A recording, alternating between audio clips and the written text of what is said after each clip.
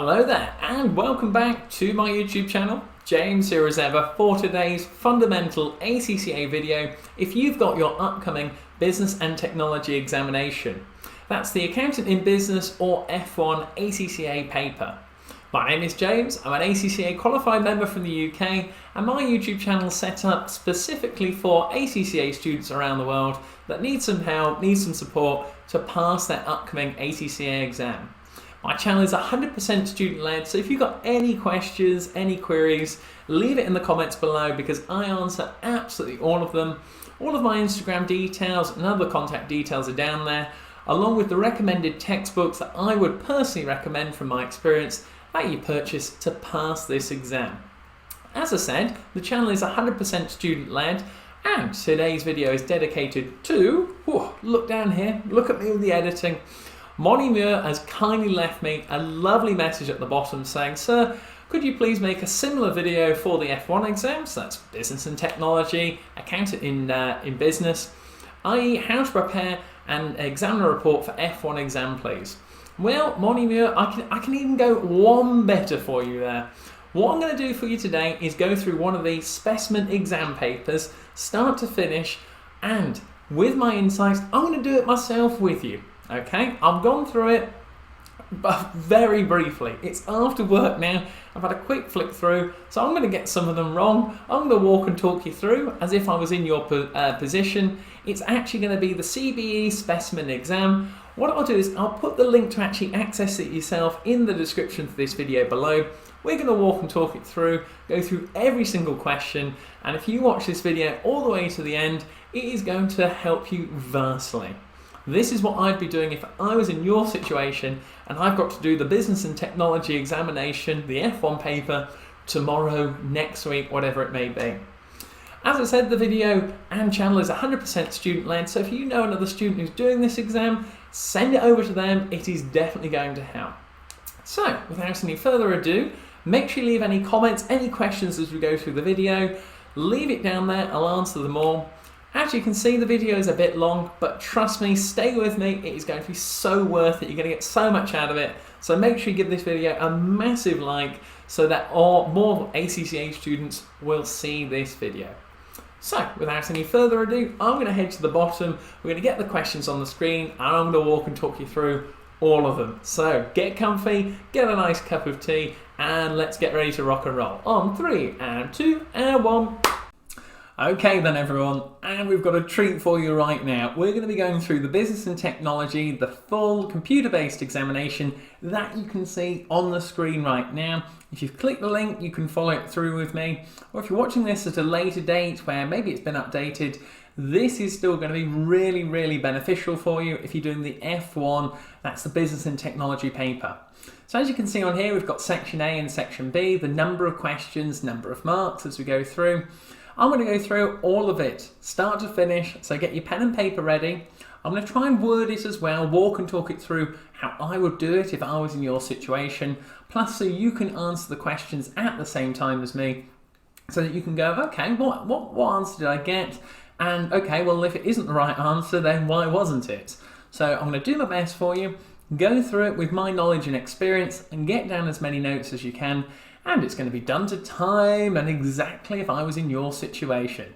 So if I've gone through this from start to finish, you can go through this start to finish. You're going to get so much out of this. As I said, after work, so make sure you give this video a massive like because this is going to really help you out with your upcoming exam. So, 3, 2, 1. Well, here are the processes. We've got the instructions as you go through, so you've got to get more comfortable with these. We're going to navigate from question to question. I'll leave it in your time to go through these. We've got to start to go through the actual process. This is all about flagging questions. I'm going to do my best, go through it. Hey, if we make a hiccup, doesn't matter. All I'm interested in is the 50 plus, and I'm going to try and get as many for you as possible. And if we do get a couple wrong, hey ho, I can live with it. It's all right. But you're going to get 50 plus. This is going to be so beneficial for you. I've done all the donkey work, so let's start to get stuck in. There are all the features, all the flagging in case you don't know any questions. So let's get going on it. So click to start the exam. Let's go. Okay. What have we got? So the timer has started up at the top. Section A, 0%. Yes, now obviously in your exam, don't laugh. So what have we got? Question 1. Which 2 words complete this sentence? Okay, so we've got external auditing, corporate reporting, financial control. So let's see what we've got here. So the major purpose of the International Accounting Standards Board, the IASB, is to ensure consistency in, right, okay, International Accounting Standards Board. There we go. Nice first question on there. I mean, are they interested in external auditing? No, of course they're not. Financial control, well, that's all internal to a business. The Accounting Standards Board is going to be interested in corporate reporting, all for comparability between different companies, and so that stakeholders actually have a better representation of it as well. So I'm going to put corporate reporting on that. Lovely stuff. What a start. There's your first one. Which word correctly completes this sentence? Okay. So we've got the leadership style, so we're thinking leadership here. The leadership style that least acknowledges the contribution of subordinates, that's the people below you, have to make is. So the leadership style, notice I'm trying to work this through, that least acknowledges, the contribution of subordinates below. So you've got autocratic, assertive, and authoritarian in there. Well, it's got to be autocratic in terms of that, because we've got autocratic is you do what I tell you to do, a sort of laissez-faire approach, and that sort of, oh, we'll let you get on with it. And then a democratic, well, we'll all talk about it and I'll make the final decision. Well, my decision is autocratic on there. And we are zooming through, obviously. Read it through your own time, go through it. What have we got here? We've got, in relation to the management of conflict, which of the following approaches will maximise the prospects of consensus? Okay, so in relation to management of conflict, so things going a bit iffy in a business, and there being confrontation perhaps, which of the following approaches will maximise the prospect of consensus? So coming together, working something out, and saying, well, okay, well, how can we work out this going forward better? Avoidance? Well, definitely not, because that isn't going to solve anything. Assertiveness? Well, that's not going to give some consensus. It's all about bringing people together. Negotiation? That's mine at the moment in terms of it. And we've got acceptance. I'm going to go negotiation. People coming to a consensus about what decision from a conflict. I think that one, lovely stuff. That's what we like to see. Big tick. Now, obviously, in your exam, it's not going to tell you at the top if you get it right correctly at the start, but I think this is from the actual system they've got on here. So, right, getting a bit more difficult now in terms of it. Well, more sort of words on the screen. Which of the following activities be related to his role as a coach, mentor, or counsellor? So we've got coaching, mentoring, counselling. So you've got to think to yourself, okay, well, before I've even read the question, the requirement. Coaching, okay, well, how can we develop in terms of it? Mentoring, how can we nurture someone? So you might have someone above you within an organisation. And counselling, more sort of about help and from your sort of experience there. So Darren has been appointed to the management team of a professional football club. Wow, lucky guy. His role includes coaching, mentoring and counselling, as we've seen below. Young players who have just signed contracts, so very new, within the club for the first time. Okay, so he sounds senior in the management team with the young players being below him.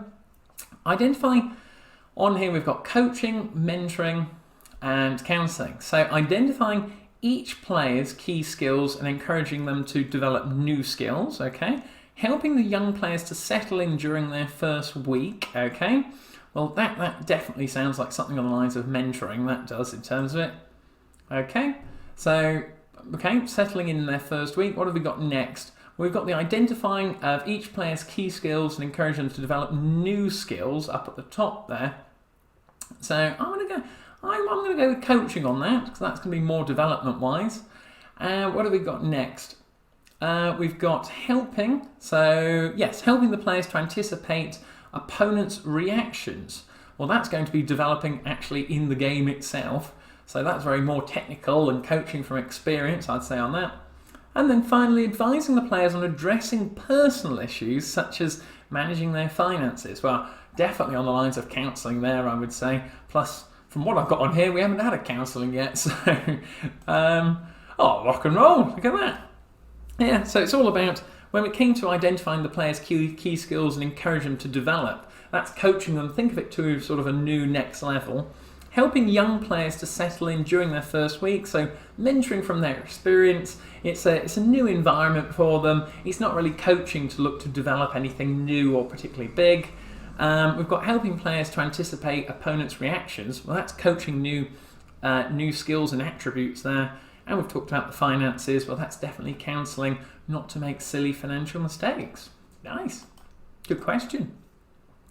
So, in order to ensure, on to the next one, that the policies of an organisation are consistent with the public interest, okay, so thinking public, policies, organisation, on which of the following should the directors of the company focus on? Okay, so company focus from the directors if you're in that position.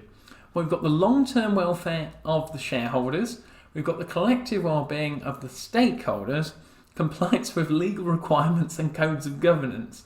Well, you've got to think there straight away. The key words of shareholders, governance and stakeholders. Stakeholders are people who are interested and have an invested interest in a company, whether that's internally or externally, and we're looking to ensure the policies are consistent with the public interest. So I'm going to go well-being of the stakeholders. I would say you've identified spot on that a stakeholder is someone internal or external that's interested in how the company is going to be operating, and that's from the directors how the company should focus going forward. Nice, but as you can see, just try and walk and talk it through to yourself. Keep it simple. Next we've got on here, so Martin, right, so there's a bigger paragraph up there, but what I'm going to do is I'm just going to go straight to the requirement so that my mind's already thinking about this beforehand.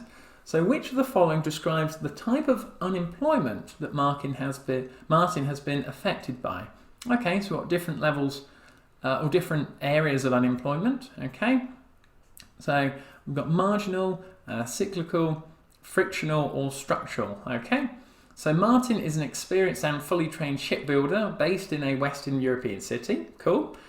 Due to the significant economic change in supply and demand conditions for shipbuilding in Martin's own country, the shipyard he has closed.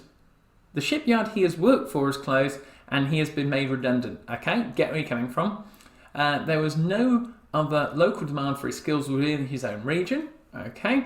He would have to have moved to another country to obtain a similar employment. Right, okay, I see where you're coming from now. And could only find similar work locally through undertaking at least a year's retraining in a related engineering field. Right, okay, I'll see where we're coming from now.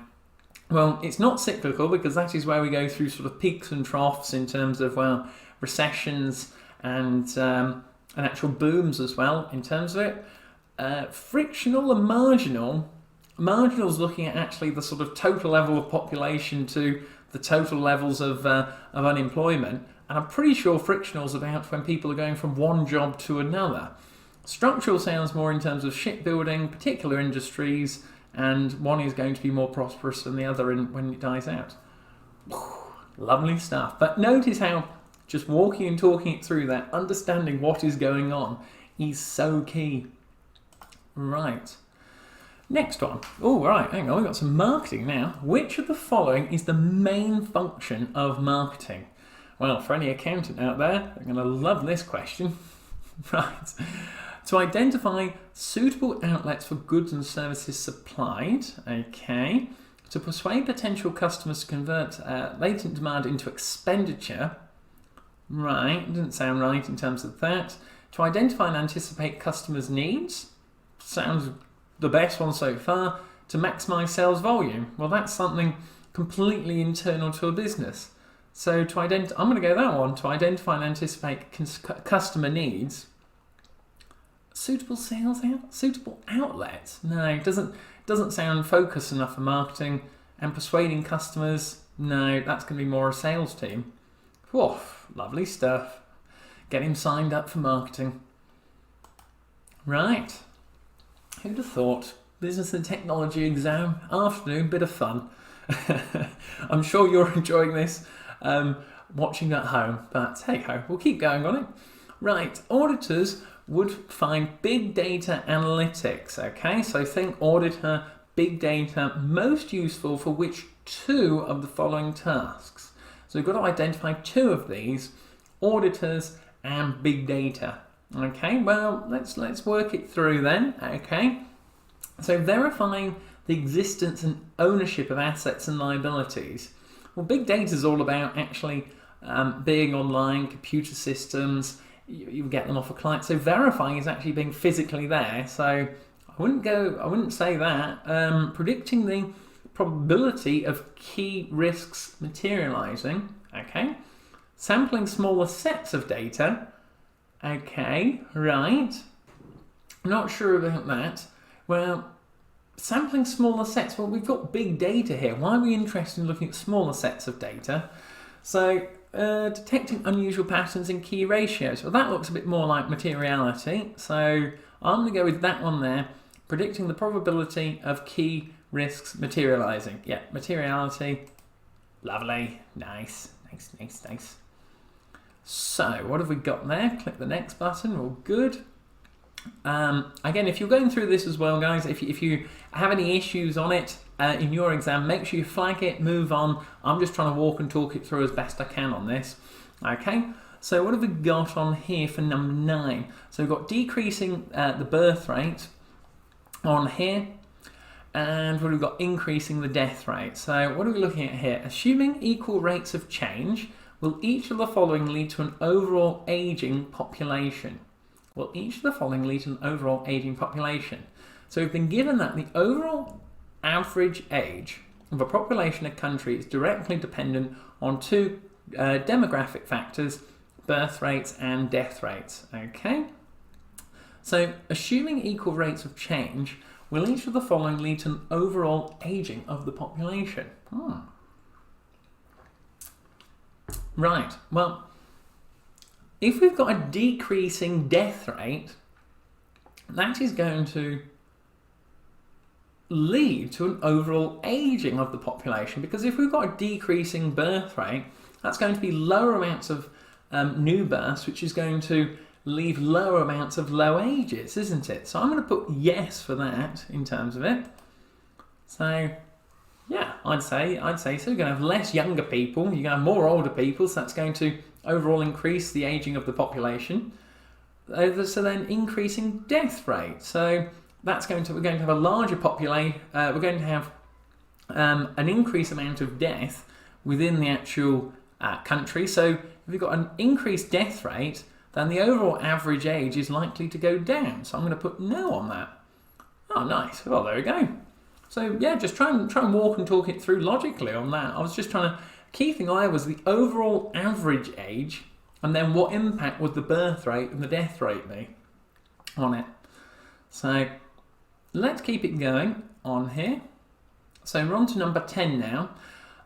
What are we looking at on here? So this is an example of which approach to performance appraisal. Okay, some people bits on here.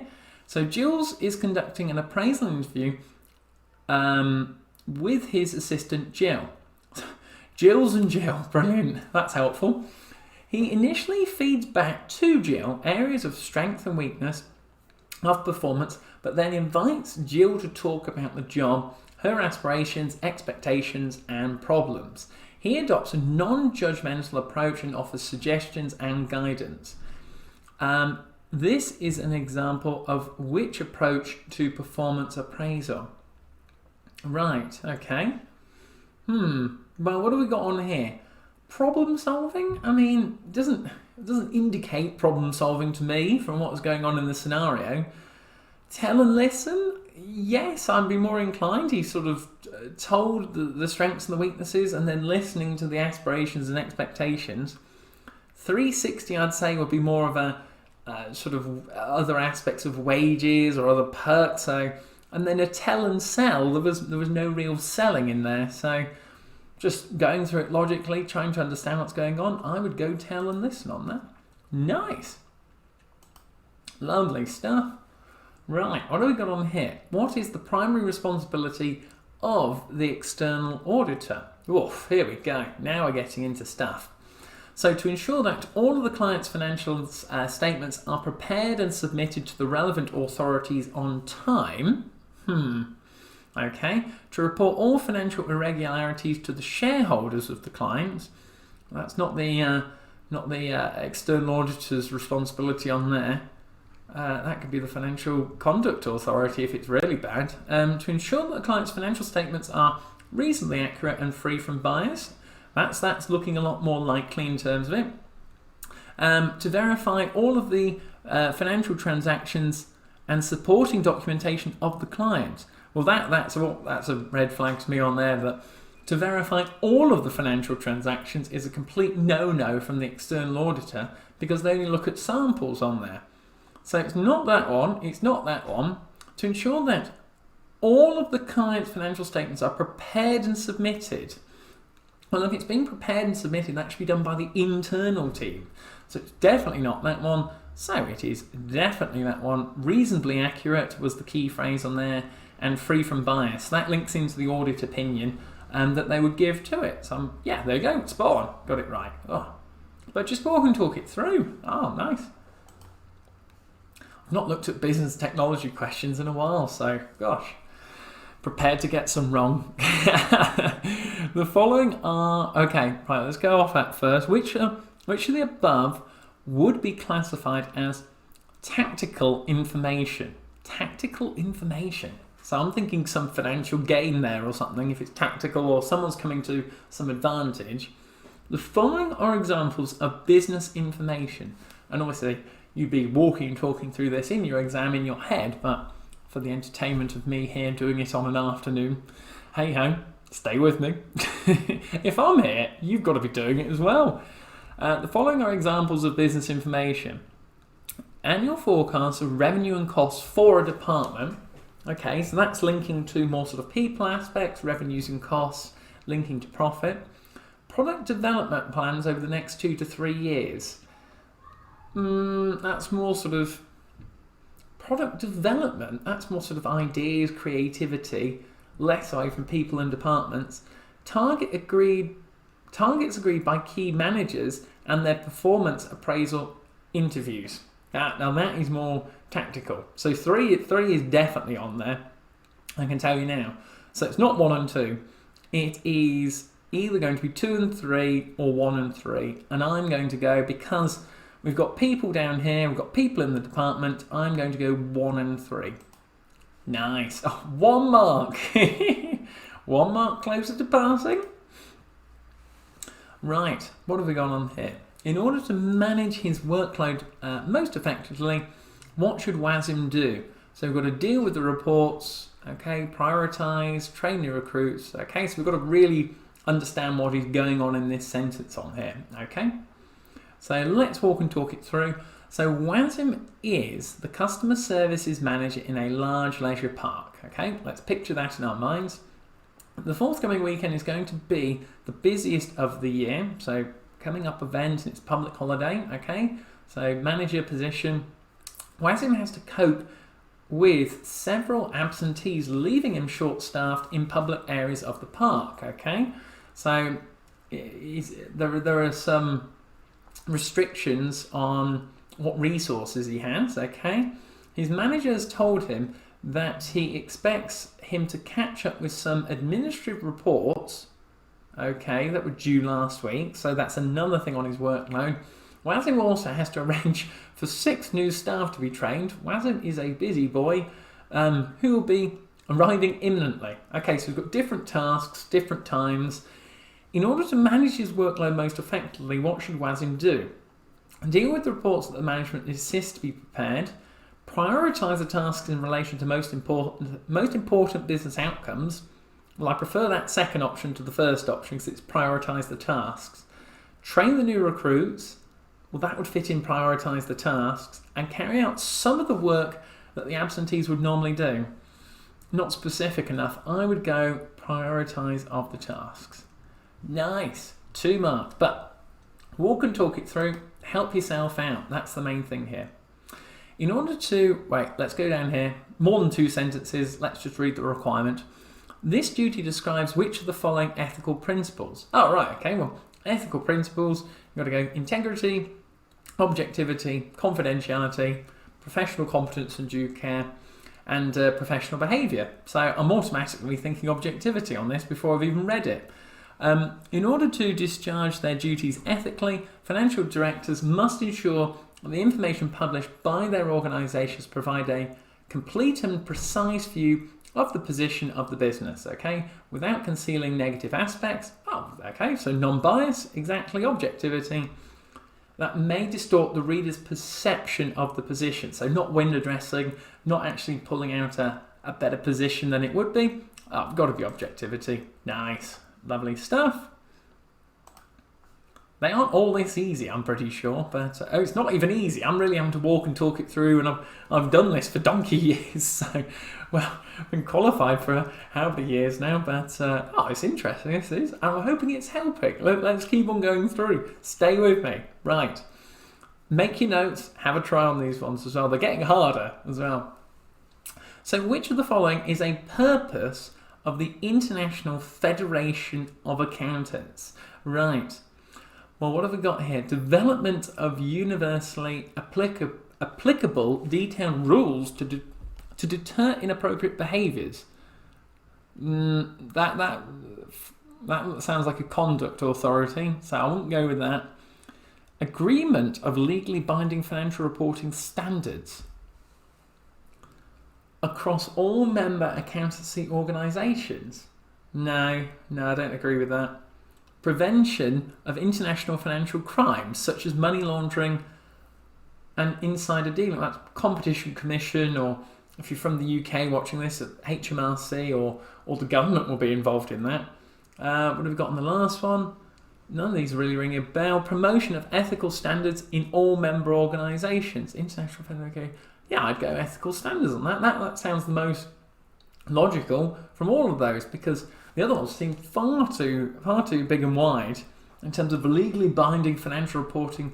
There's a lot of overlapping with IFRS and IAS and the International Accounting Standards Board on there. So, I'm going to go for number 4, promotion of ethical standards. Spot on. Nice. You just got to think about logic. Those 3 at the top just seem too far and wide, and financial crimes, money laundering, it didn't sound reasonable. Just ask yourself that as you're going through questions. Does it sound reasonable?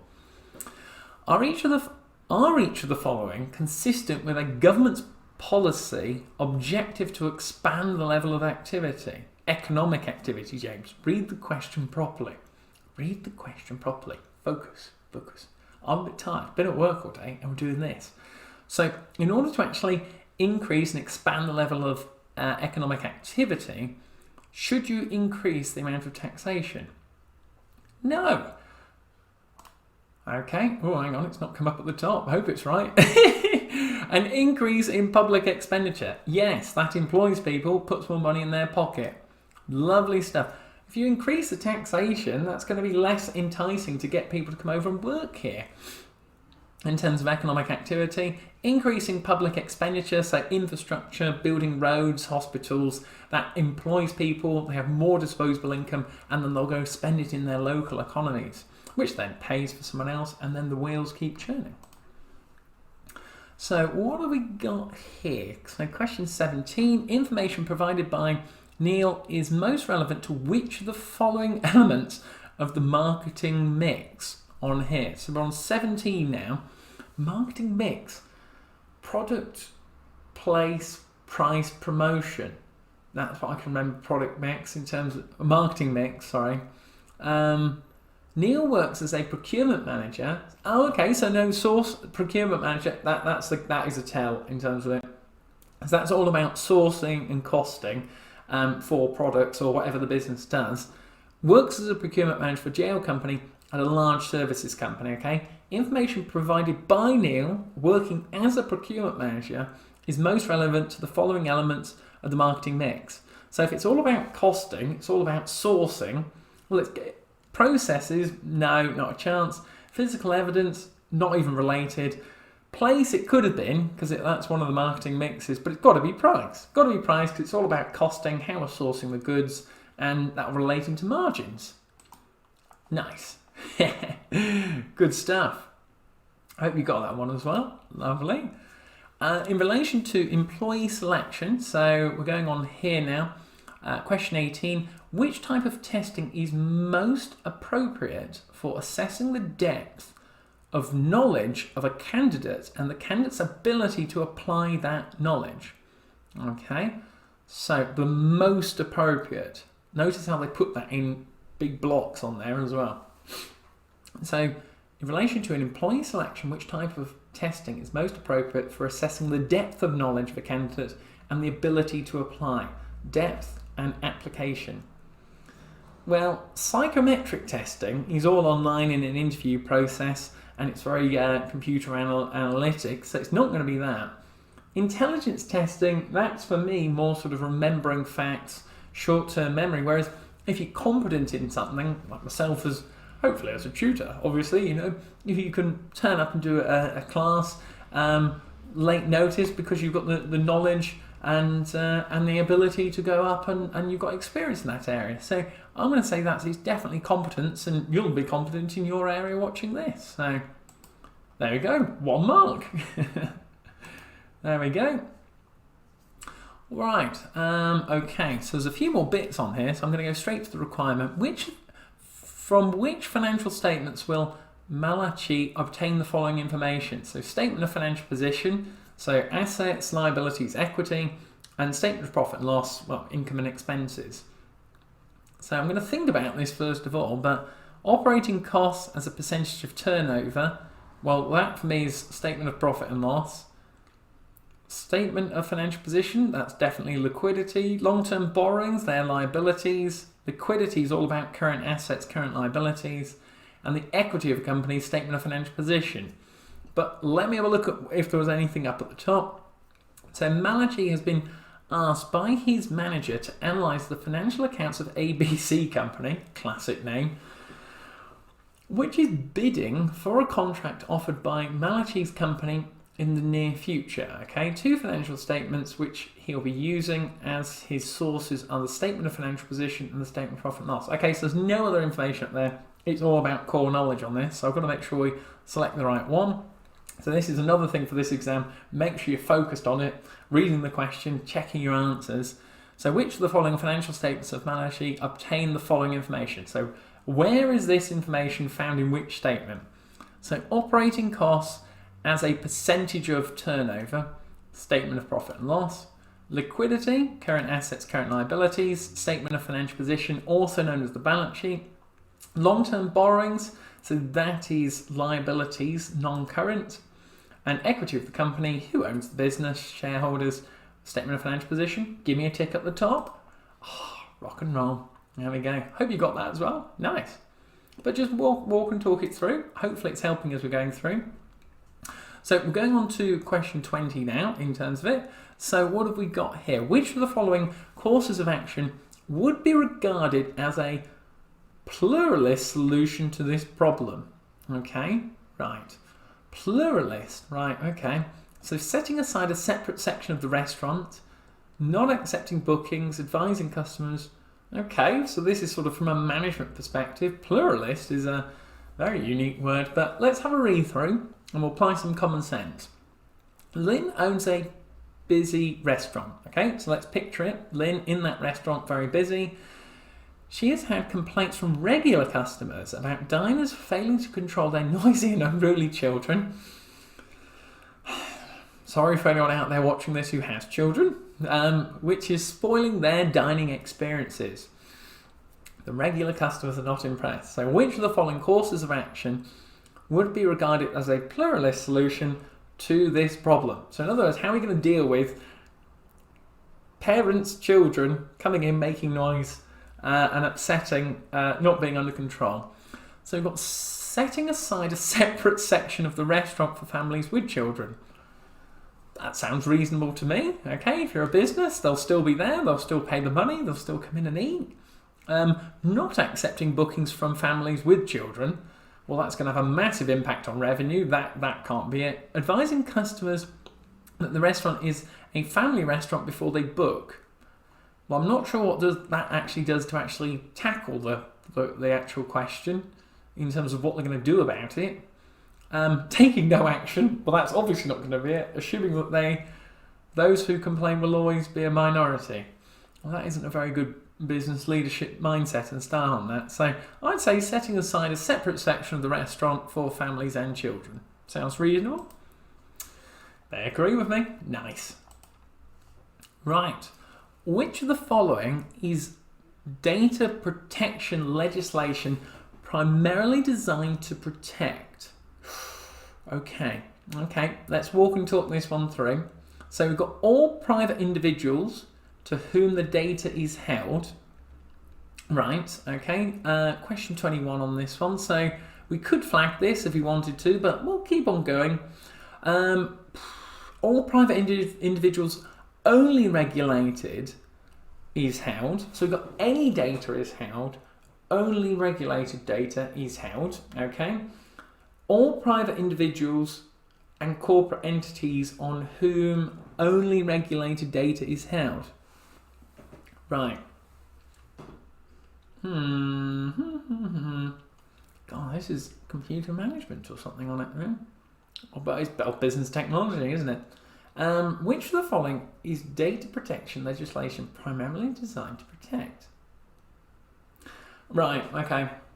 What I'm trying to do here, I'll put the mouse on it. I'm trying to break it down by saying, well, look, we've got all private individuals. So they're all the same here. So let's focus on the right-hand side to say, on whom any data, on whom only regulated data, and corporate entities on whom only regulated data. Data protection legislation. The first question you ask yourself is that I think this only relates to individuals because corporations will have their own designated actual data protection because we're talking about two different entities here. So I think it's only related to individuals. And then you've got to say, well, it's any data or only regulated data. And I'm thinking there, any data is things people post on social media. But, after the test, feel free to follow me on Instagram, cool. It's got to be only regulated data. So what you actually sign up for if you're through an organisation, I would say, because it's asking for protection legislation. For that, I would go only regulated, but it'd be one of those trying to think it through logically. Let's see. Oh, one on there. Any data, that's involving social media and all that sort of jazz, so you can't regulate that. And I picked up on companies down here, they've got their own protection in terms of it, or own legislation for their compliance, because individuals and companies are actually different entities, aren't they? So that was another sort of tell for it. Just trying to work it out as we go through. Which of the following is an example of the system used by a company to record sales and purchases? Okay, so thinking about sort of ledger accounts in terms of this as we go through. So which of the following is an example of the system used by a company to record sales and purchases? So we've got a decision support system, an office automation system, a management information system, or a transaction processing system. Right, decision support? I mean, that sounds like something that HR might do. An office automation system, okay. Well, I'm not sure about that. I mean, management information? That's got to be management accounting in terms of maybe costing. But when it says sales and purchases, I'm thinking transactions with suppliers and customers. So it's got to be that. Nice. Right, which two of the following are examples of connected? Right, connected stakeholders. So not just basic stakeholders of anyone who's interested. Who connect with who? So we've got a manager, supplier, customer, executive director. You might think that manager and executive director, but because they work in the firm. But the thing is, the supplier who makes the product, that product goes to the customer. So if the customer doesn't like it, yes, it might go through a company or whatever it may be, but they are directly connected to the customer, surely, in terms of that. Whereas an executive director and a manager could be two completely, they might not even liaise, or they may not even be working together on it. And an executive director is not directly connected to a customer or a supplier, and a manager is not connected to, well, manager and supplier? I think a supplier and a customer are more connected than a manager and a supplier, because the customer physically has the supplier's goods. So I'm going to go there. Yep, there you go, my logical reasoning. But it just comes with practice on these sort of questions, having a look through. I've also done another video as well about other free resources on business and technology. So after you finish this test, if you're thinking, oh my word, where's all this knowledge coming from? We've done another video on it, so make sure you go and check that out. Loads of free resources on there. But let's keep going on this. So in an economic environment with high price inflation, okay, so goods going up and up in value, usually in the UK it's about 2% a year, those who owe money will gain, okay, yeah, so they're fixed at a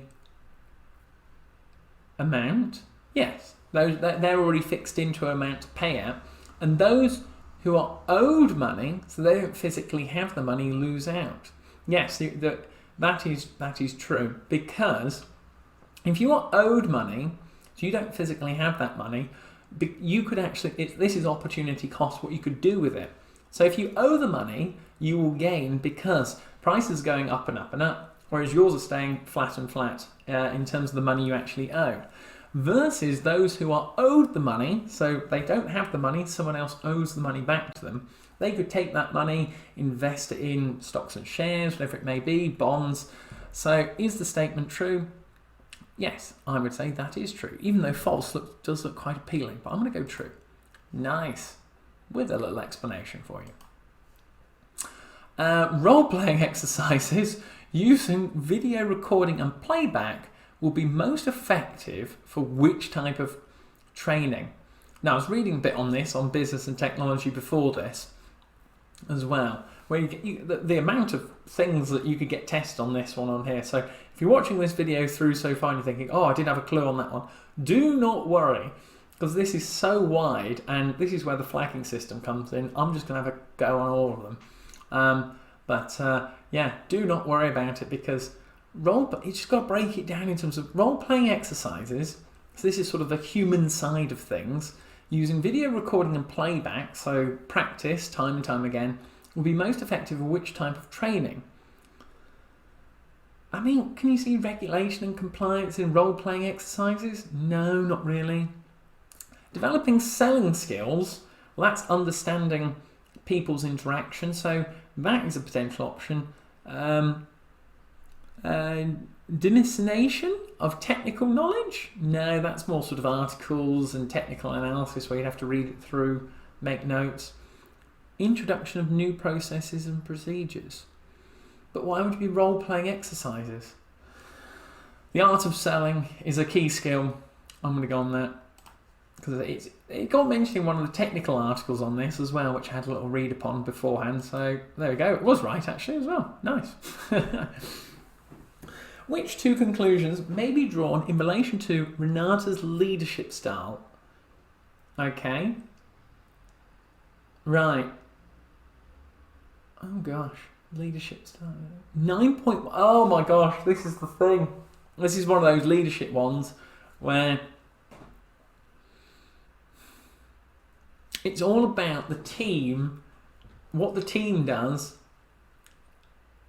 This is one of those theories as you go through. I mean, we're going through now, 40 minutes in, but you know, don't panic. Which two conclusions may be drawn in terms of it? So Renata has attended a leadership development course, right, in which she experienced a self-analysis exercise using the Blake and Moulton managerial grid.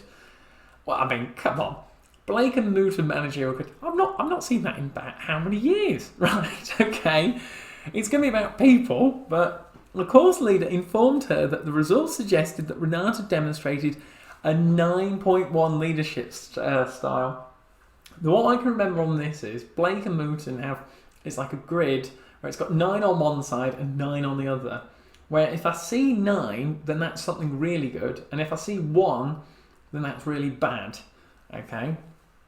And it was all about concern, one about achieving goals, and then one about people on here. I seem to recall it being something on those lines. But this is the situation you'll be in, and you can see if I get it on this. She maximises the involvement of her team, so that could be the 9. She demonstrates little concern for other people in the team. She balances the needs of the team to complete the task. She is highly focused on achieving the objectives of the team. Right, okay, well the point 1 is definitely the little concern. I'm certain on that one. She balances the needs of the team to complete the task. She is highly focused on achieving the objectives of the team.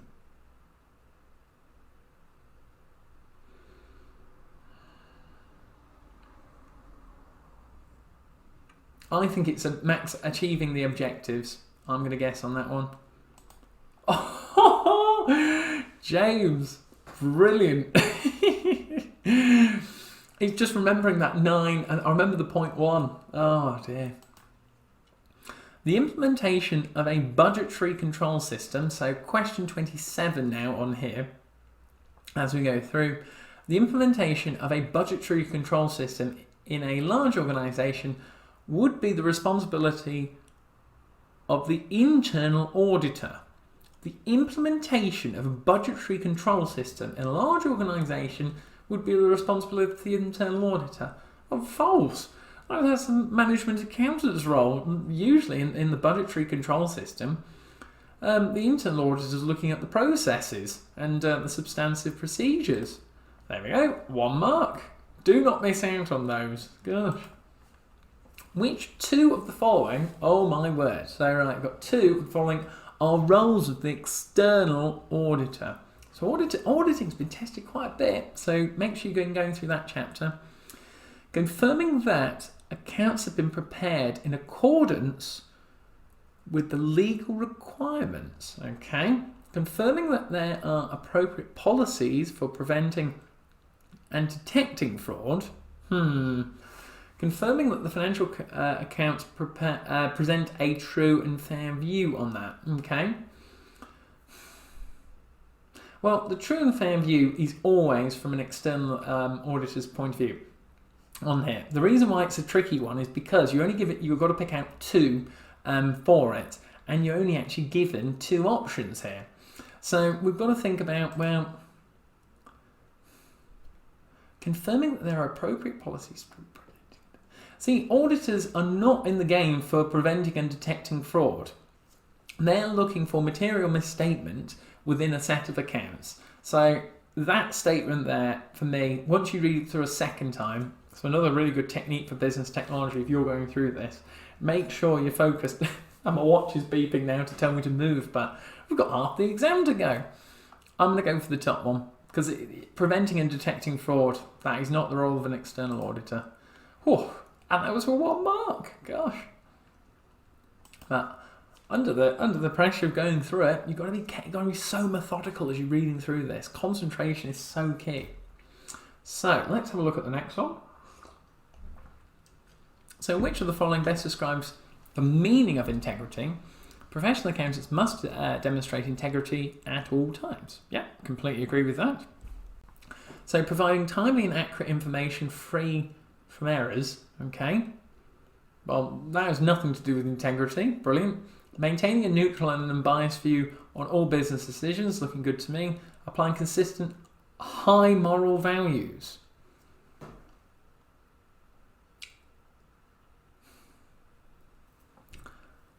Well, it's definitely not the top one on there.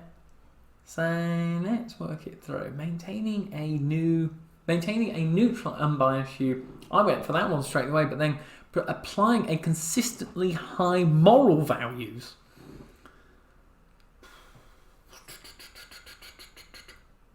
Moral values? What? That doesn't sound right. It's where you start to overthink these ones now even more. But, or am I thinking of objectivity?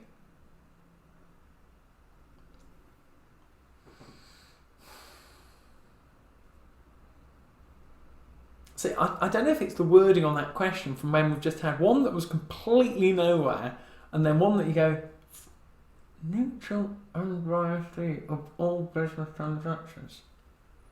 No, I know. No, it's values. Right, deep breath, James.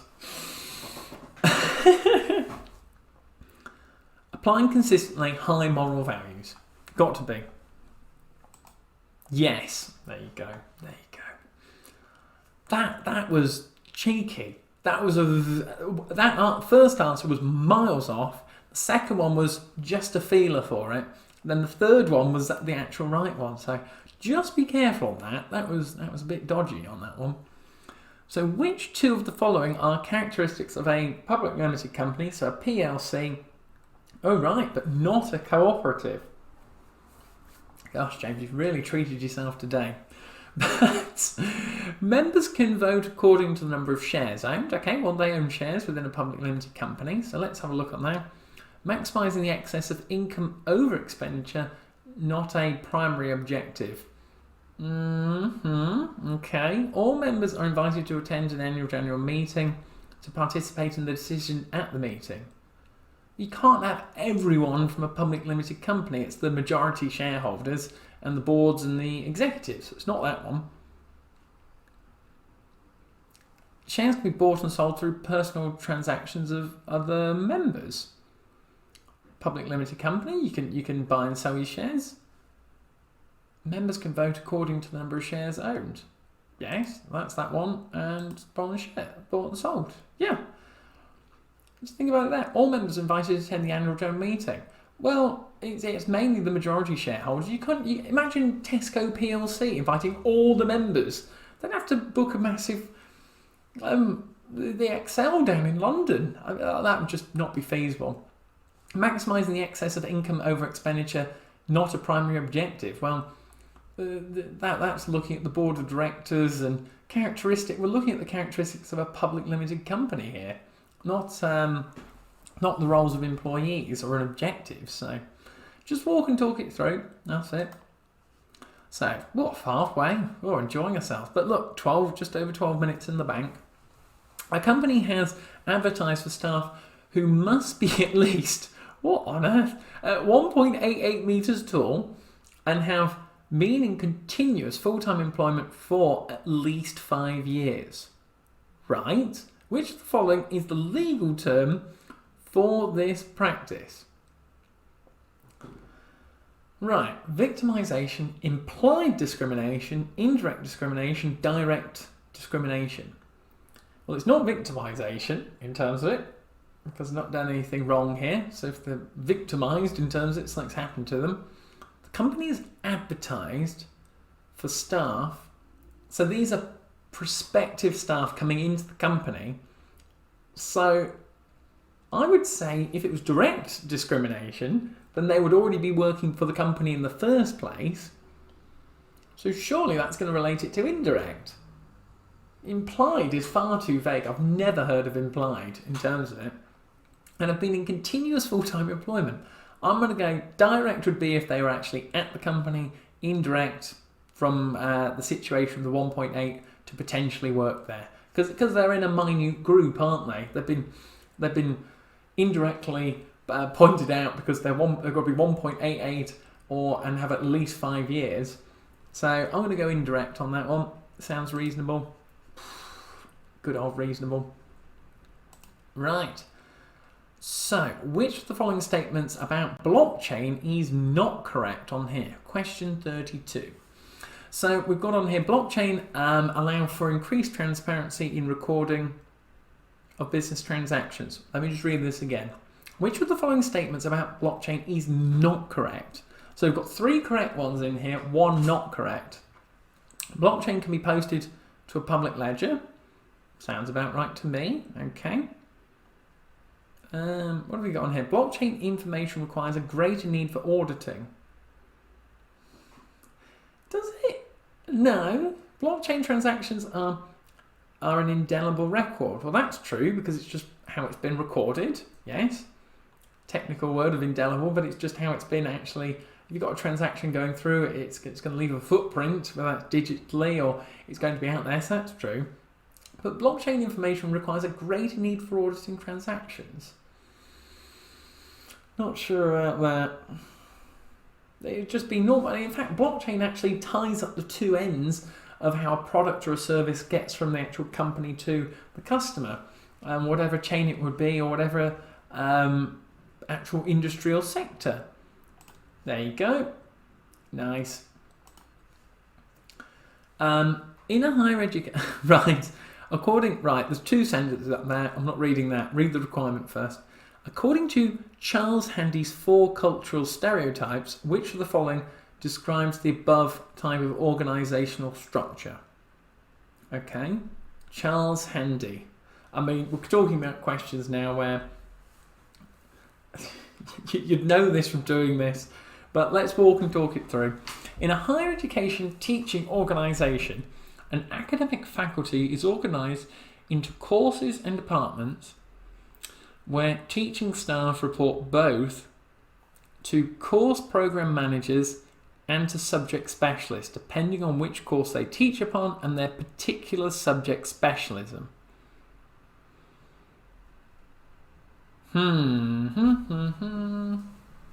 Higher education, teaching, academic faculty, courses and departments it's organised into, where teaching staff report to course programme managers, subject specialists, depending on the course they teach. Okay, what are we thinking about there? Well, we've got to think about how they're grouping them together. How they're grouping them together. And there. It's not on roll because that would dictate of a certain.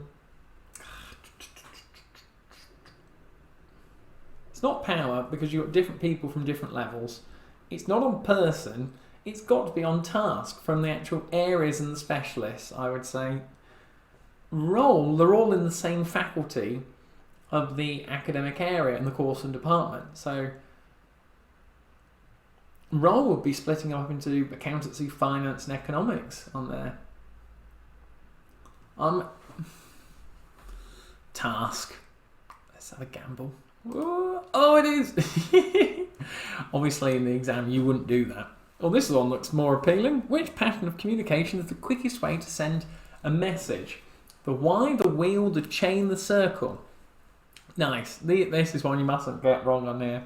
So the why is, think about it like that, where you've got managers up above you and then it goes down the chain. In terms of it, a chain is like that. You've got a hierarchy. A circle is with all of them sort of all around each other, so it has to go around the circle, whereas the wheel actually has like a little nut or bolt in the middle, the actual manager in the middle or whoever's in charge in the middle of the wheel, and information is much easily passed. Lovely stuff, and the hand gestures, James, well done. Right, okay, this is a short one. Who will be involved in encoding the communication that takes place? Kelly is discussing a business problem with Pavel on the telephone. Well, I'm going to assume that Kelly is discussing a business problem with Pavel. Discussing means it's going to be back and forth, but she's talking to him, to which we'll respond. So, going to put both. Yes. I think that should catch you out that Pavel would be the encoder, but if it's discussing, it's going to be back and forth, I would say, on there. Right. Which of the following types of new legislation would provide greater employment opportunities in large companies? Okay, so picture yourself, large company, even if you work in a small organisation, think massive building, open office. Types of new legislation, greater opportunities.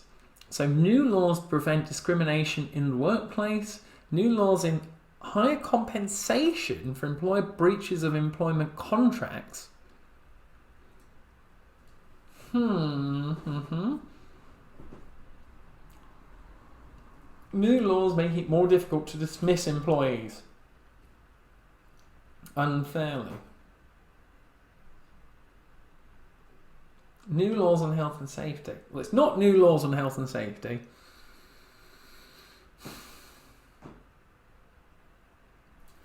The key thing here is the following types of new legislation would provide greater employment opportunities. So this is for people who actually don't currently work at the organisation. The new laws make it difficult to dismiss employees. They're already working there. The new laws on higher compensation for employees breaching contracts, employment contracts. But they're already working there. New laws to prevent discrimination in the workplace. That would mean, to me, more inclusivity, that it doesn't matter what background you're from, you're still going to have the opportunity to go and work there, giving greater opportunity. So that would technically keep them employed, but that would offer new employment opportunities for the top one. There you go. Beautiful. What is the responsibility of a public oversight board? So they're not directly in the organisation, an oversight. So think of it like an eagle-eyed view over what's going on. So probably not too much in terms of important stuff, but still important nevertheless. And sorry if you're watching this and you're part of an oversight board. We're under time pressure. What is the responsibility of a public oversight board? The commissioning of financial reporting standards? No, definitely not. The establishment of detailed rules on internal audit processes? No, that's to do with the board of directors and the audit committee. Commissioning financial reporting standards? That's the International Accounting Standards Board linking to IFRS, so it's not that. The creation of legislation relating to accounting standards, International Accounting Standards Board. The monitoring and enforcement of legal and compliance standards. Monitoring's a nice word for oversight. Gotta be. Beautiful. That's what we like to see. So, next one on here, we've got, so again, 2 or 3 sentences, too much for me on there. I'm having a look down.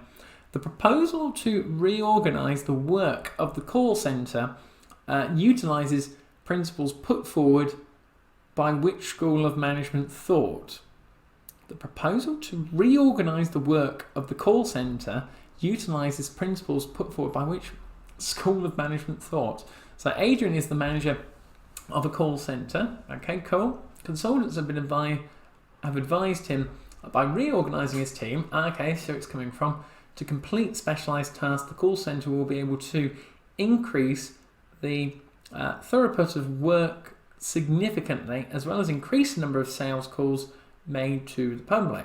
The reorganisation proposals are unpopular, as they would be, with many workers who feel that their jobs will become tedious and repetitive.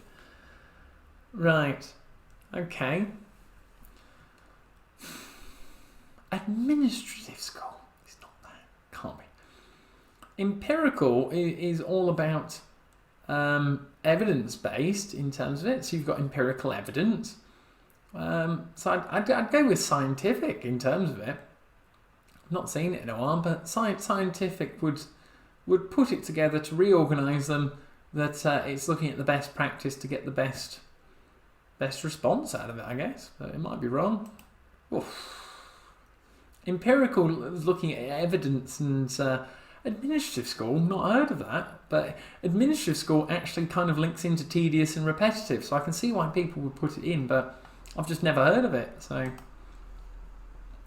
right, the aggregate level of demand in the economy is made up of government expenditure, something and something, and net gains from international trade. Which of the following correctly completes the sentence above? So, relating to aggregate level of demand in the economy is made up of what? Aggregate level of demand, okay?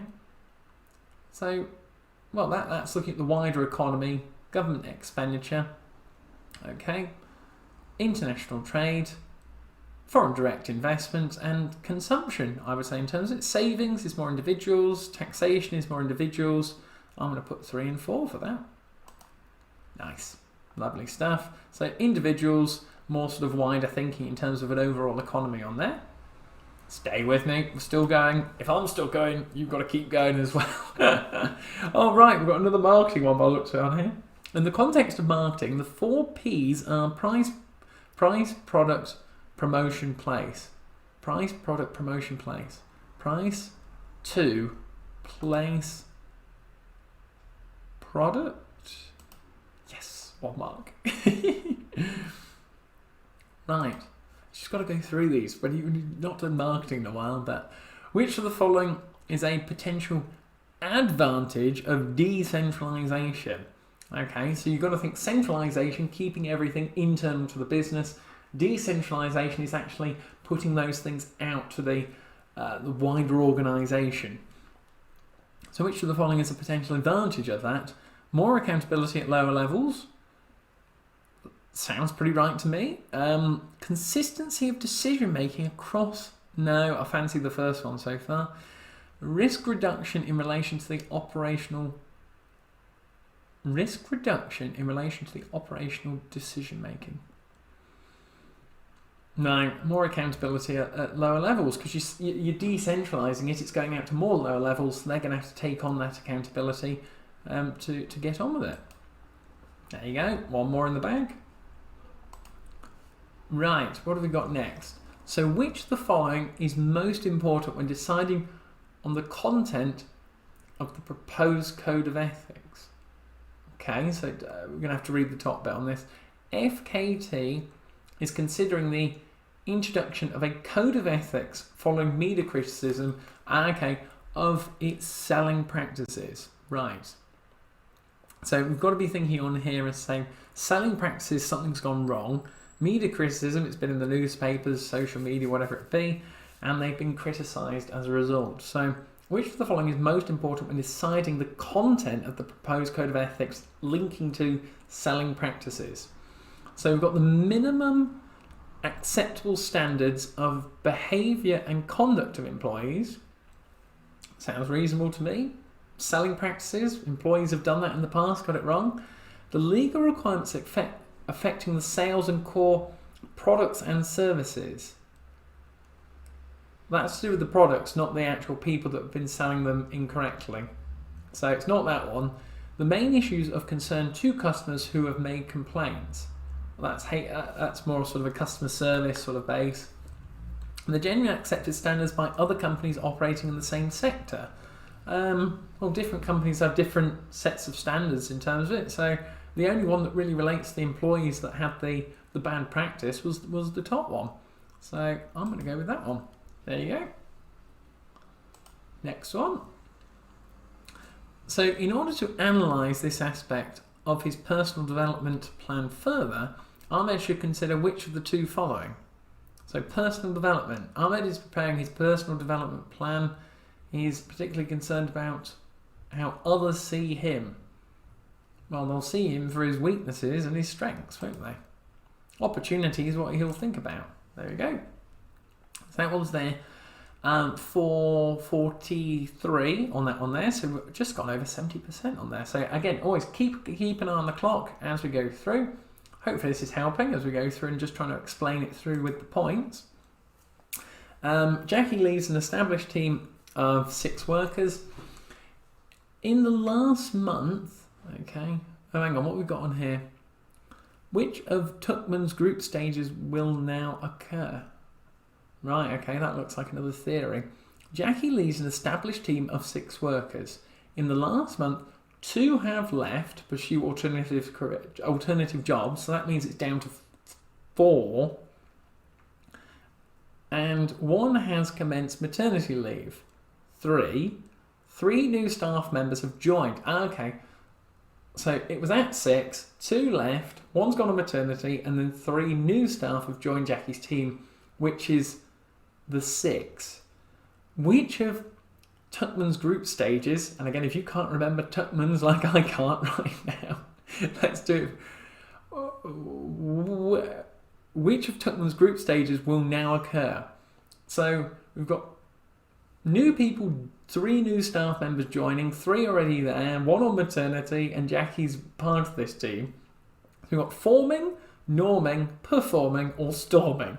Well, storming means you're doing a really barnstorming job, and in terms of the really pushing forward, doesn't sound like that. Performing? No, it's a newly formed team. And when I say newly formed team, forming's on there. And norming would be if the 6 were consistently there, because it's the norm. So a complete guess, it's going to be forming. There you go. 2 marks. In the context of fraud, okay, so gaining an advantage somewhere, okay, so think fraud on top of your mind. Teaming and lading is most likely to occur in which area of operation? Well, this is about manipulating and fraud, as we've got on here, and it's all about hiding losses for anyone who's not done this or been through it in the core text yet. So how are you going to hide losses? Well, majority are going to be through sales, aren't they? So got to be careful on that. Obviously, don't do it. You won't make membership. Which of the following statements is true in relation to the average revenue function of a business in a perfect market? So a bit back to economics now, and this proper stuff. And what this is relating to is the marginal revenue line on the diagram. So it's not curvilinear, as you'll see on the other lines. If you go and Google a perfect market, it will be horizontal, because it is going to be the marginal revenue. Have a look on that. So it remains completely flatlined. Oh, right, okay, right, what's all this? So gone 3/4 of the way through. Oh gosh, this is where I'm going to get some wrong now. Oh man, I mean, this is... Let's have a look. Let's try our best. Here are 4 references to the functions of management. I've not done management in 10 years. I recognise some of these in terms of it. So what have we got here? Here are 4 references to the functions. So if I'm confused on this, I'm thinking to myself, reference A, reference B, C, D, or no other references. Okay, I get where you're coming from now. We've got 4 on here.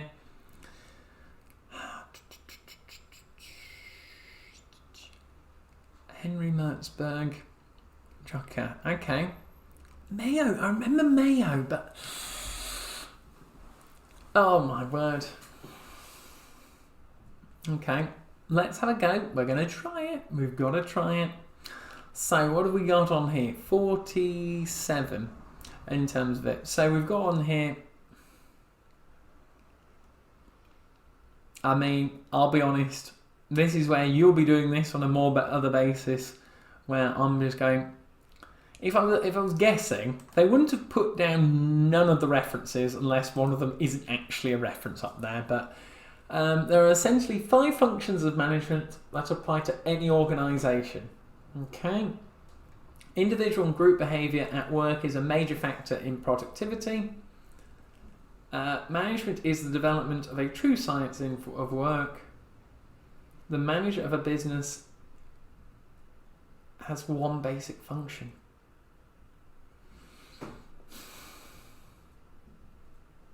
D is definitely one of them, I can tell you now.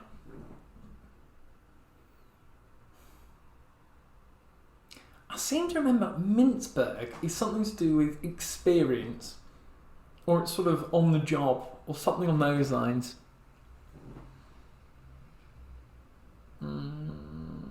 Okay, let's think about this logically then.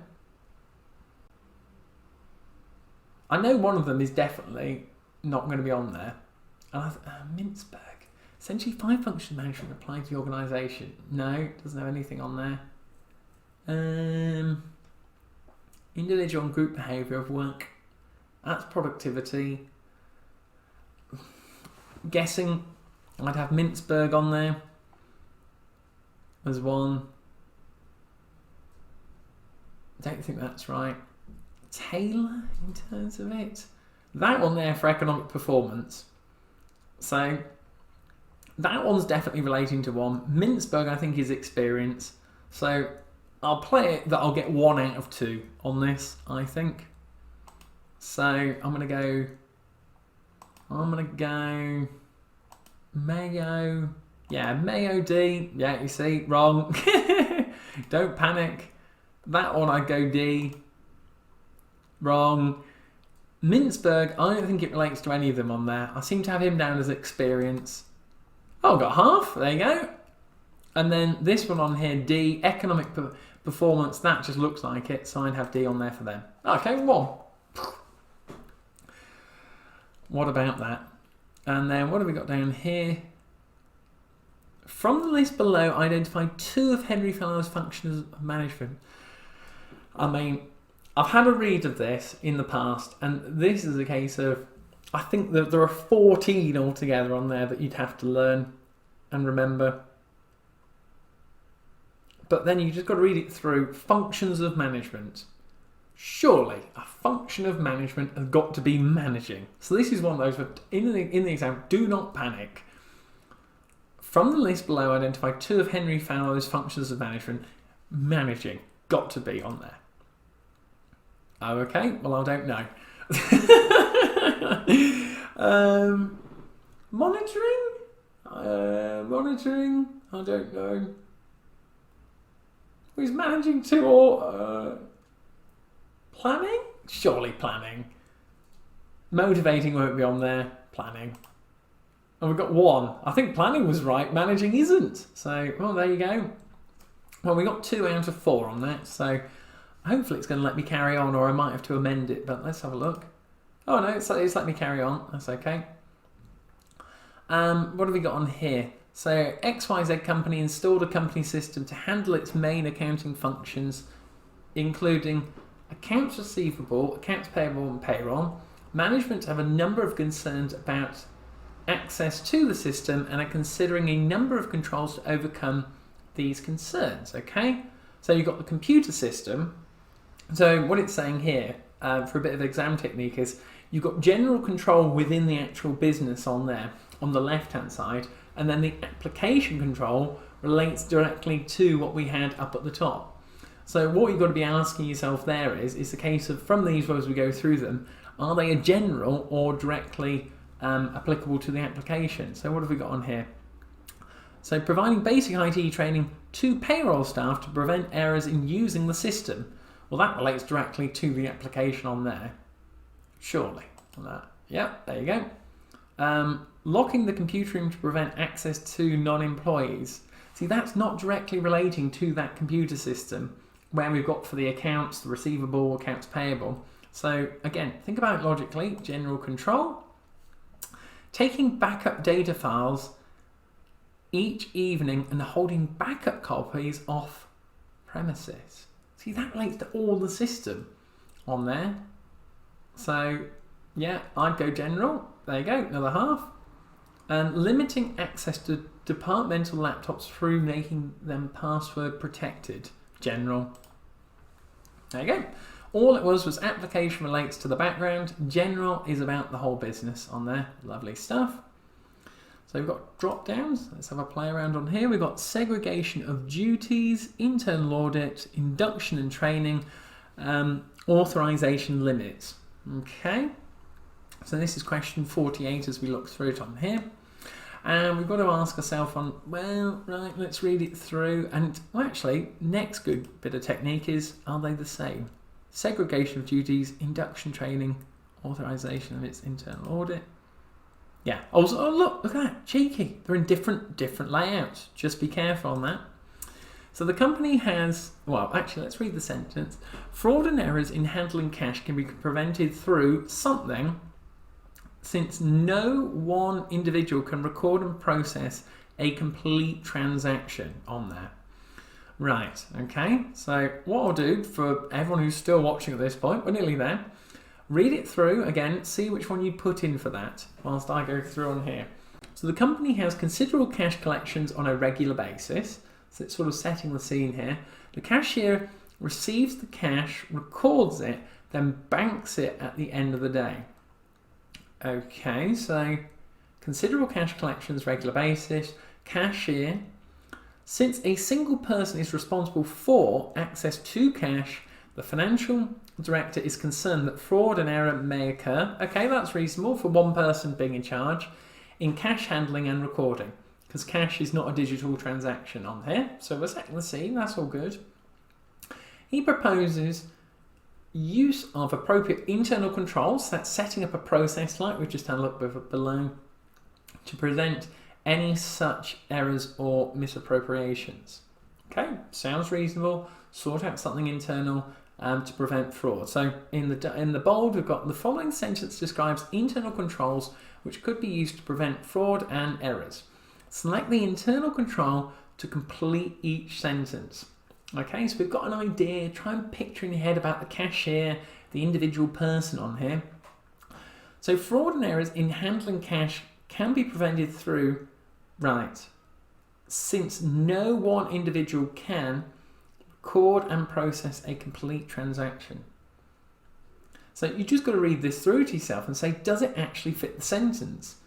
Fraud and errors in handling cash can be prevented through segregation of duties, since no one individual, see, that sounds reasonable. It's not going to relate to internal audit because that's going to be involving checks. This is about when it's actually happening. Segregation of duties is how the role will be actually undertaken. Induction and training? Fraud and error handling cash is prevented through induction training, since no one individual can record them. There's going to be no induction or training on that. And there's no limits because it's a case of you're looking at segregating the duties to put more than one person in charge here to prevent the fraud and error. So I'd say on that one, it's got to be segregation of duties, top of my head. Looks good to me, spot on. But we're just reading it through. So let's have a look at the final one now.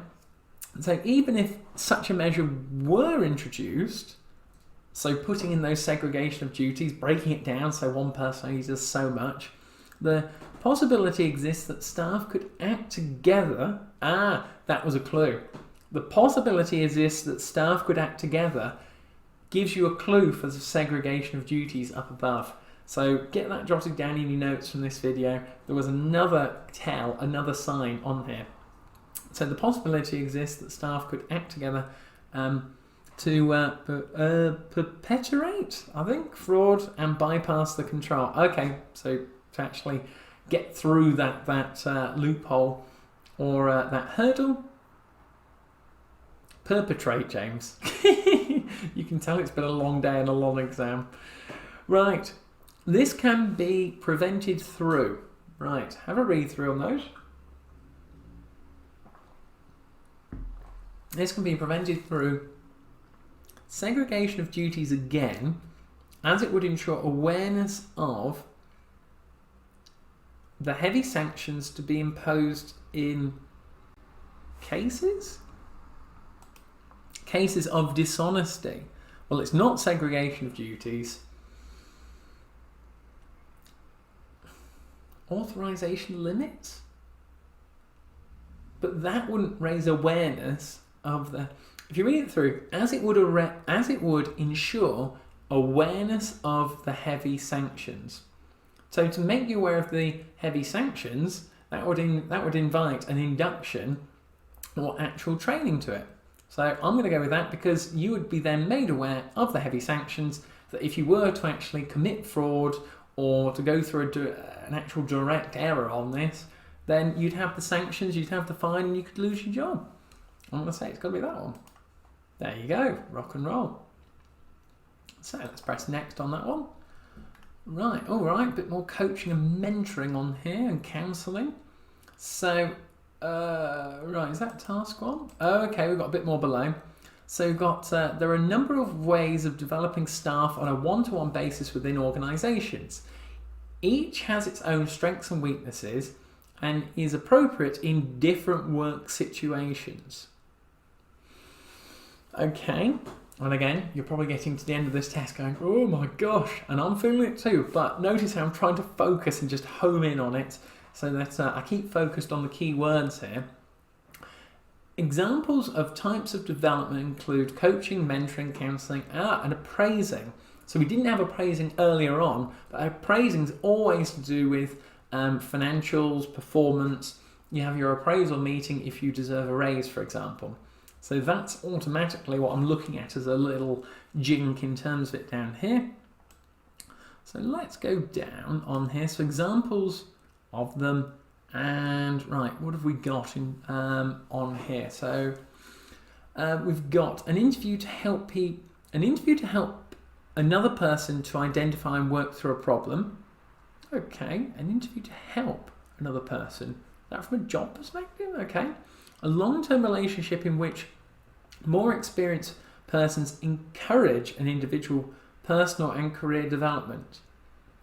Okay, right, I see where you're coming from on that basis. That says to me more mentoring from someone who's been in that situation before, passing on that knowledge and experience. Okay, I'm going to come back to that one at the top about interviewing. What have we got on here? So we've got an approach whereby a trainee is put under the guidance of an experienced employee who shows the trainee how to performance on there. That's got to be coaching. Yep. An interview. Again, got an interview. The aim of which to... so this must be now internal to the business, okay? An interview, the aim of which is to review performance and identify training and development needs. Right. That has to be appraising. It says performance on there. Identify training and development needs, yeah. Review performance, so saying what did we do this year? How have you performed? What training and development? And then you're going to get appraised for next year. Yeah, must be. Yes. Now, counselling hasn't been put on there yet, but don't fall into the trap. Let's just work it through. An interview to help another person to identify and work through a problem. Yeah, do you see that? I didn't even think it through. The key word there was problem, and that has got to relate to counselling. There you go, nice. But it's just, when I read it through, I didn't look at problem there. But come back to it, clear mind, remain focused. That is the main thing here for it. So what have we got on task 2 for here? So an organisation uses mentoring as a form of one-to-one personal development. Okay, that's really good to have in a business. So I'm already picturing a business in my head with mentoring, one-to-one personal development, which 2 of the following are benefits to this approach. Which 2 of the following are benefits to this approach? We've got decide promotions, determine remuneration, provide a role model. Okay. Using experienced staff for training, resolve a grievance, career and personal development. That sounds like the most logical one so far. Demonstrating how to... I tell you what, there's a few on there where you go... The one that stood out to me, we've got to pick out, by the looks of it, yeah, which 2, and I'm trying to remain focused here. Time, we've got plenty in the bag. The exam's nearly completed, we're at 14%, but I'm not focused on that. Focus on what you got in front of you. An organisation uses mentoring as a form of one-to-one personal development, which 2 of the following are benefits to this approach. So think one-to-one personal development, mentoring. Career and personal development, I'd say have to be on there. Oh gosh, is it actually on there? Well, 49.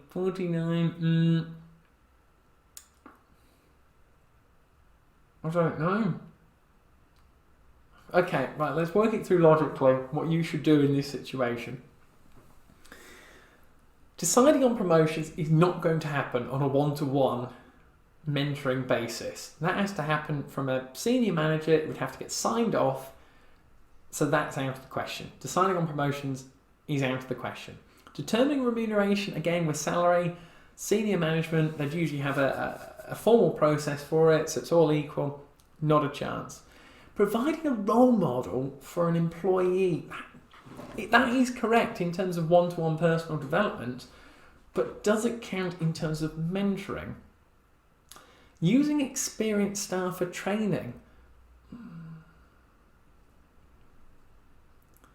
Resolving a grievance, that's just being thoughtful in a working environment, and not mentoring on a one-to-one for personal development. So that's missing the topic.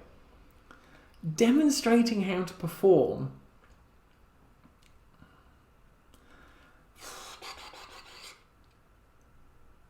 Using experienced staff for training, don't think it's that. Resolve for a grievance, don't think it's that. Determine remuneration, don't think it's that. Decide promotions, don't think it's that. So we've got two options. Provide a role model for an employee, sounds about right. Demonstrating how to perform. Oh.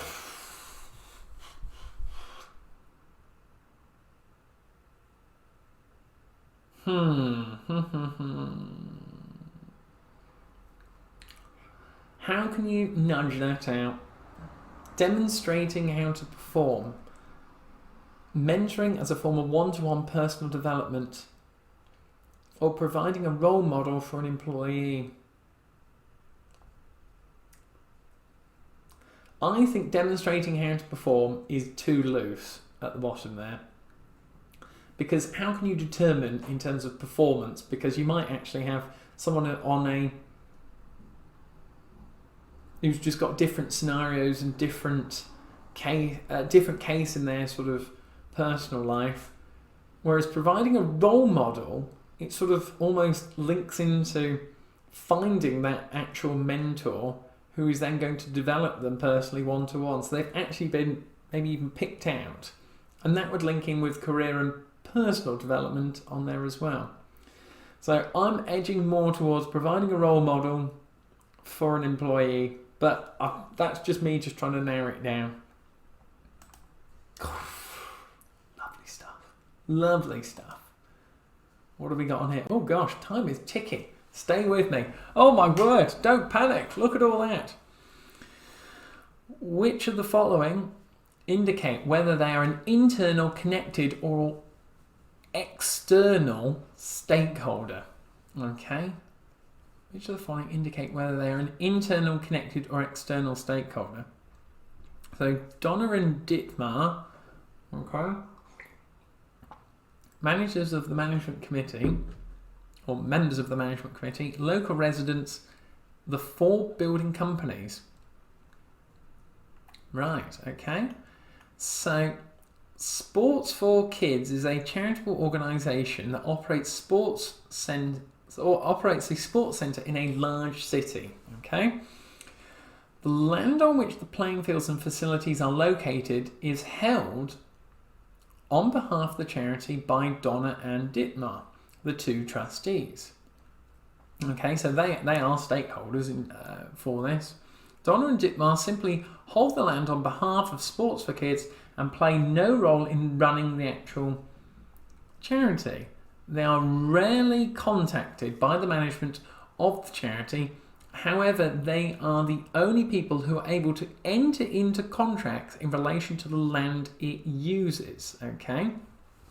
Right. Donna and Dietmar sound pretty connected to me for this. Because they're connected in terms of different areas of this. They're not external, but they have an interest, and they're not internal working for them. So I'm edging more towards connected unless something comes up on here. Sports for Kids is managed and operated by a management committee. The committee has decided on a major expansion. Management committee is going to be, sounds internal on here now. The committee has the power to legally bind the charity in all matters other than the land. Right, the land is the connecting bit in terms of the trustees to the actual charity. So they're in the middle between the management committee and the actual organisation itself, the Sports for Kids. So the committee has the power to legally bind, as we said, the charity in all matters other than the land, which relates to Donna and Dietmar. Their decisions are overseen by the government charity regulator, which generally sanctions the charity's decisions except in the relation to financial reporting. Okay. So the management committee is negotiating with 4 building companies.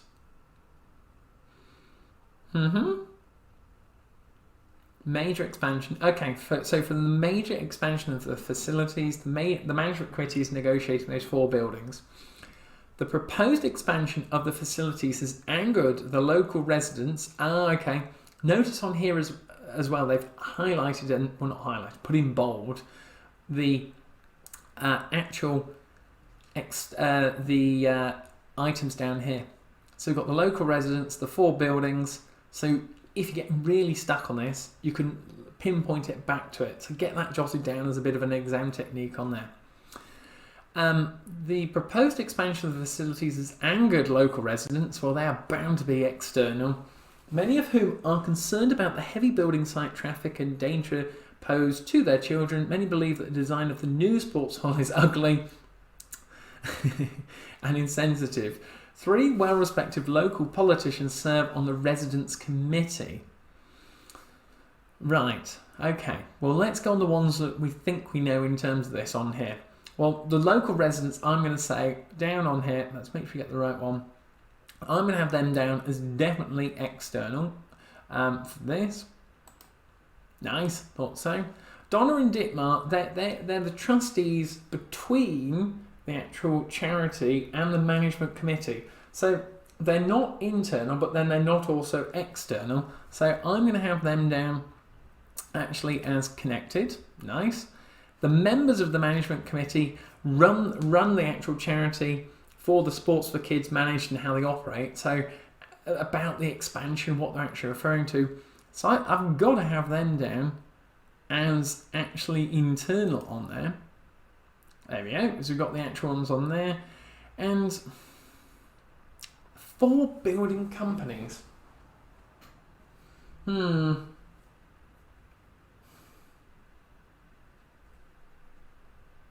So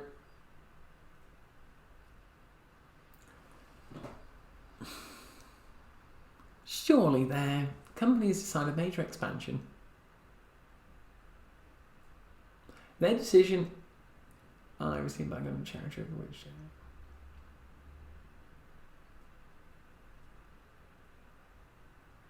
the management committee is negotiating with 4 building companies. The 4 building companies. I'd have them down as external for it. But there could be, because they're negotiating with them, there's a no, I'd have them down as external, but it could be argued for connected from a financial point of view, and with it being a charity and having an impact with the members. But I'm going to go external on it. You see, it's definitely connected. I think it's connected after that. So check the answers after this. I think it's connected. Right, let's keep it going. What have we got down here? Complete the following table about Sports for Kids stakeholders with reference to Menlo's grid. Now, if you, like me, cannot think what Menlo's grid is, what's the first thing you do? You go to the boxes and try and work it out logically. So we've got high power, high interest, low power, low interest, high power, low interest, low power, high interest. And we've got on there for the actual building companies, okay, and what are their interests in what's been going on in this project. Well, they've actually got, I would say, pretty low power for it, of what's going on, but they've got a high interest because they might make some money out of it. That's the key thing. That's why they want to actually win the contract.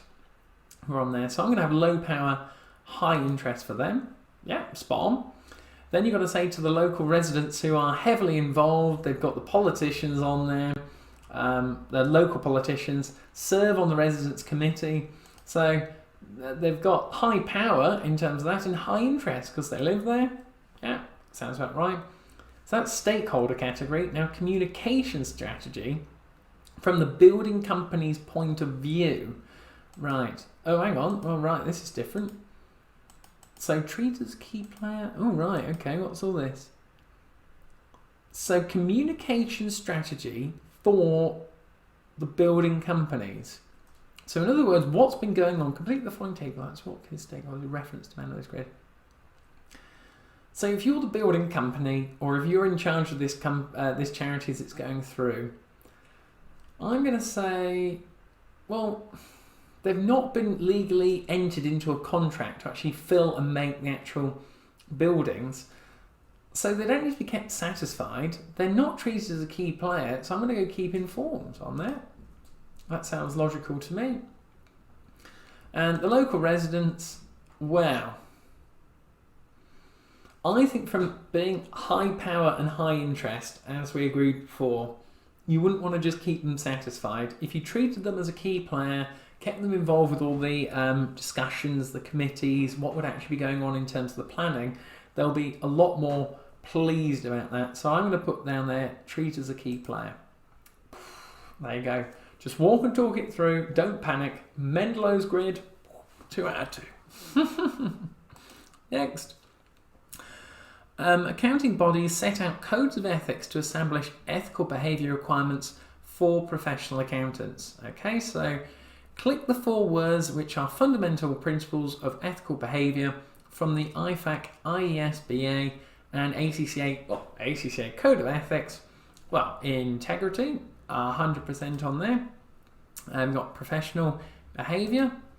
We've also got professional competence and due care, not on there.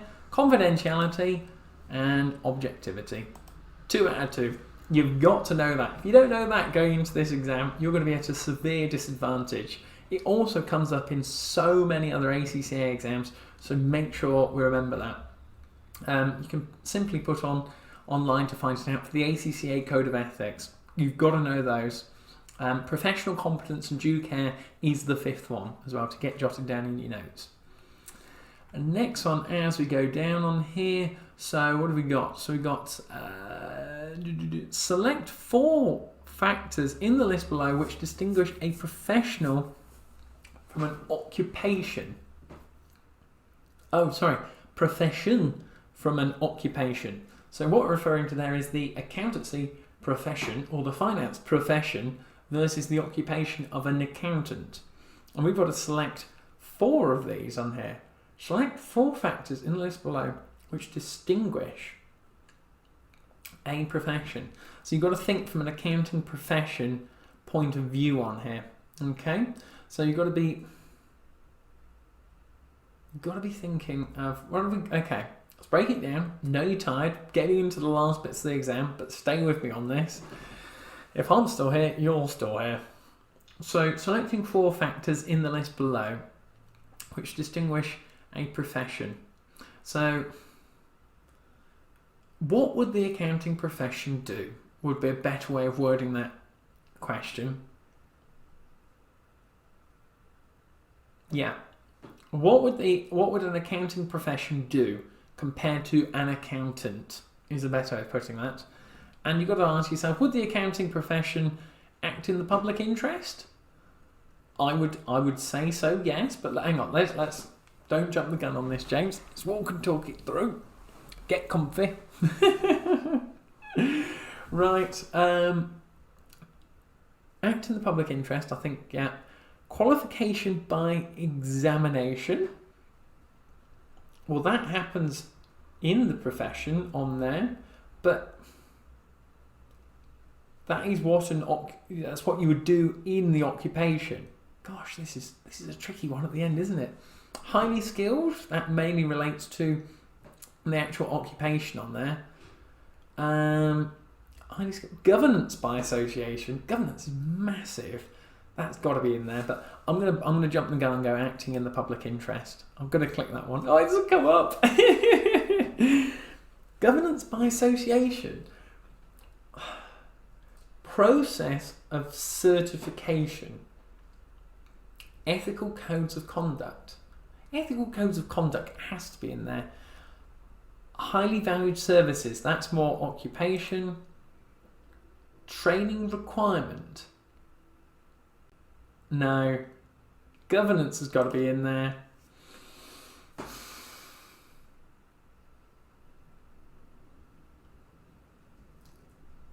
Which distinguish the accounting profession? Qualification by examination. Process of certification. Highly valued services relates to occupation, training requirement. But training requirement would fall under certification.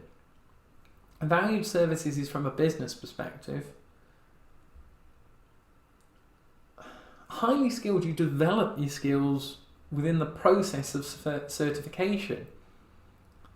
And the qualification by examination fits under the process of certification. Think about it like this. The way I'm thinking about it is the process of certification is from doing all your ACCA exams, getting your 36 months worth of actual training within a verified role, and then you completing all of your online ethics, your PER, and going through all of the other tick boxes on all of your processes, and then you get your certificate, you apply for membership, and then you get it. So that's the process of certification from the accountancy profession, in my eyes, if I think about it logically. So I'm going to go with that one. Oh, I'm glad I got that one right.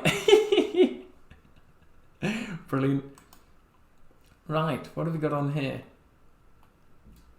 Oh, right, okay. How have we got left? 19 minutes. And we're 96% of the exam through.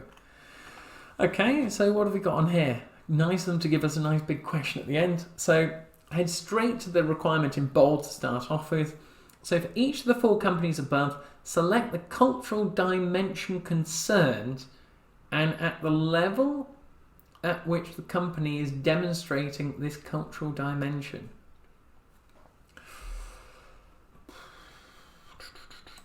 Okay, high and low, dimension. Power distance, uncertainty, avoidance, masculinity, individualism. Okay, so not too much in terms of technicalness, but I'm just going to check they've all got the same ones on there. Look at that, they put them in different orders. Cheeky. Check.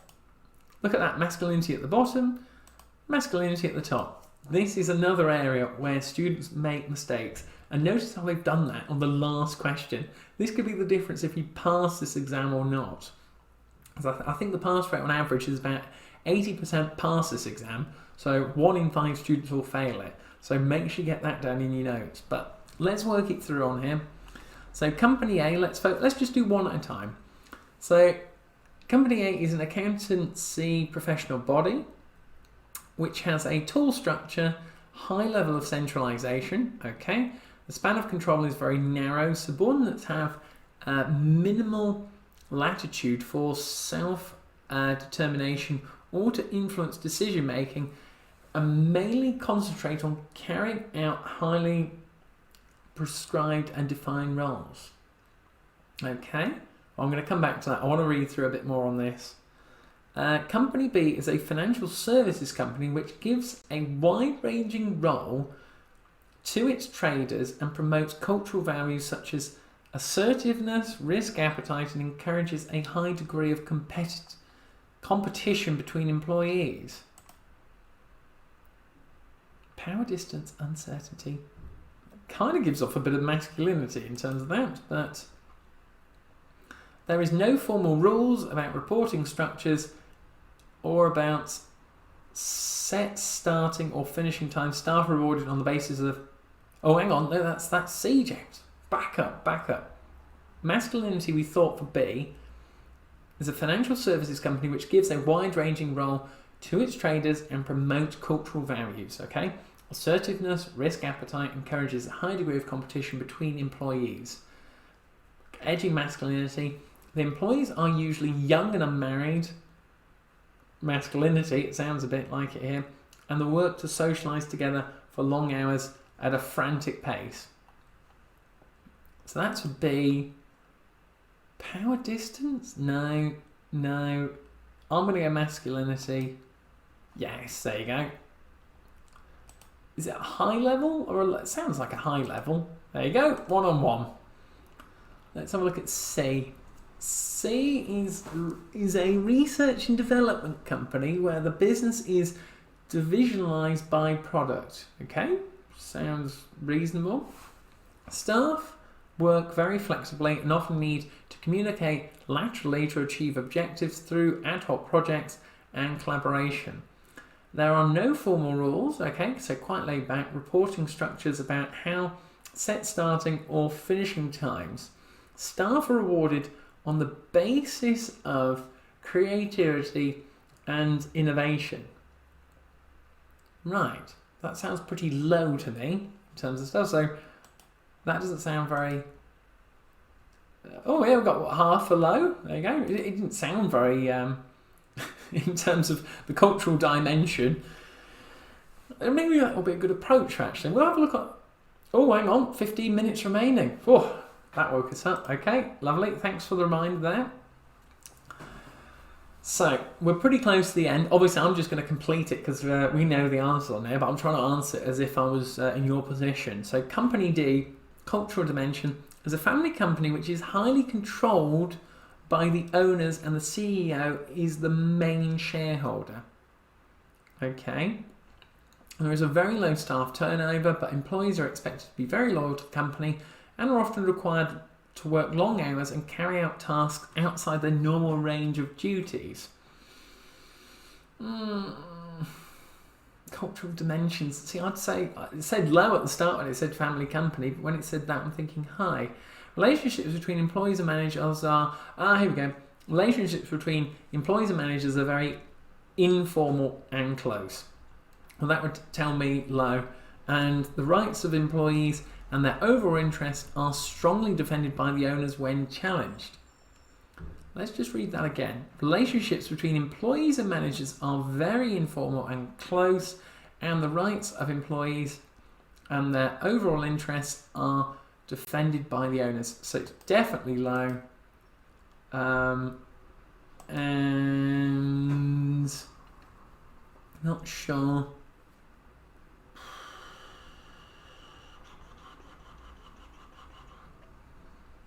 Uncertainty avoidance or individualism? Not masculinity, not power distance. Leave it. Come back. Company A. Cultural dimensions concerned. Is it going to be a high one or a low one here? So, Company A is an accountancy professional body which has a tall structure, high level of centralisation. The span of control is very narrow. Subordinates have a minimal latitude for self-determination or to influence decision-making, and mainly concentrate on carrying out highly prescribed and defined roles. See, it just sounds more intense compared to the others on there. Compared to C and D anyway. They've been very low. That one was ridiculously high. So I'm gonna put high. Put high. High. Oh, 50-50, James. Yes, there we go. So for Company A, professional body, a type of... There's really nothing to give me anything about uncertainty in there. Nothing to give me anything about masculinity. Power distance, it was talking about the hierarchy on there. So it talked about tall structure, high levels of centralisation, span of control, subordinates. I go power distance. Power distance away from the others. The others just don't sound plausible to that one on there. Nice. C and D. See, you'd assume that one would be for the other,